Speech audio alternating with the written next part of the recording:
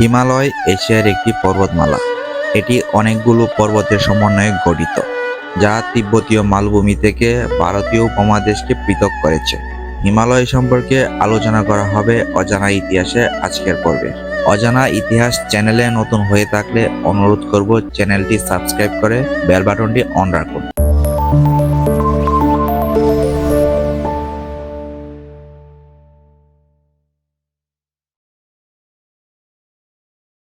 ভূতত্ত্ববিদদের ধারণা অনুযায়ী ভারতীয় প্লেট ও এশিয়ান প্লেটের সংঘর্ষে হিমালয়ের সৃষ্টি হয়েছে।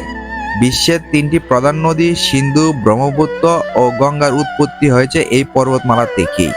ভৌগোলিকভাবে হিমালয় পর্বত পাকিস্তানের গিলগিটের সিন্ধু নদী থেকে শুরু করে ভারত, তিব্বত, নেপাল, পূর্ব ভারত ও ভুটান হয়ে দক্ষিণ পূর্ব তিব্বতে ব্রহ্মপুত্র নদের দক্ষিণাঞ্চলীয় ভাগ পর্যন্ত বিপুল স্থলভাগ জুড়ে রয়েছে।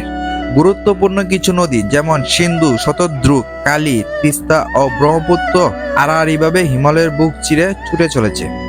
সিন্ধু ও শতদ্রু নদীর মধ্যবর্তী হিমালয়ের অংশটুকু পাঞ্জাব ও কাশ্মীর হিমালয় নামে পরিচিত, যার দৈর্ঘ্য 563 কিলোমিটার।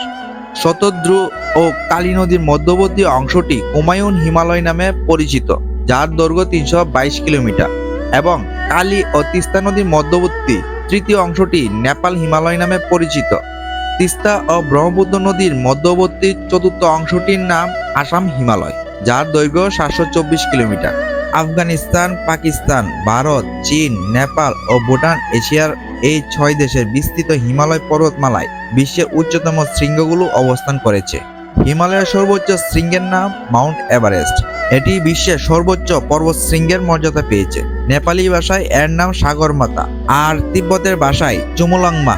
1955 সালে ভারতীয় জরিপ অনুযায়ী এর উচ্চতা 8,848 মিটার বা 29,029 ফুট। 1953 সালে এডমন্ড হিলারি ও নেপালের শেরপা তেনজিং নুরগে সর্বপ্রথম এভারেস্ট শৃঙ্গ জয় করে। প্রথম বাংলাদেশি হিসেবে এভারেস্ট শৃঙ্গ জয় করেন মুসা ইব্রাহিম।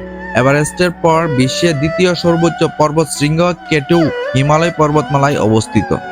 সমুদ্র পৃষ্ঠ থেকে এর উচ্চতা 8,611 মিটার বা 28,251 ফুট। প্রথম বাংলাদেশি হিসেবে বিশ্বের দ্বিতীয় সর্বোচ্চ পর্বত শৃঙ্গ কেটু জয় করেন অসফিয়া নাজরিন। মাউন্ট এভারেস্ট ও কেটু ছাড়াও 8,000 মিটারের বেশি বেশ কিছু পর্বত রয়েছে হিমালয়ে। এর মধ্যে কাঞ্চনজঙ্ঘা, মাকালু, ধবলগিরি, অন্নপূর্ণা পর্বত অন্যতম। 7,000 মিটারের বেশি উচ্চতার পর্বত রয়েছে অর্ধ শতাধিক। আজকের ভিডিও এই পর্যন্তই। ভিডিও ভালো লাগলে লাইক, কমেন্ট, শেয়ার করতে ভুলবেন না।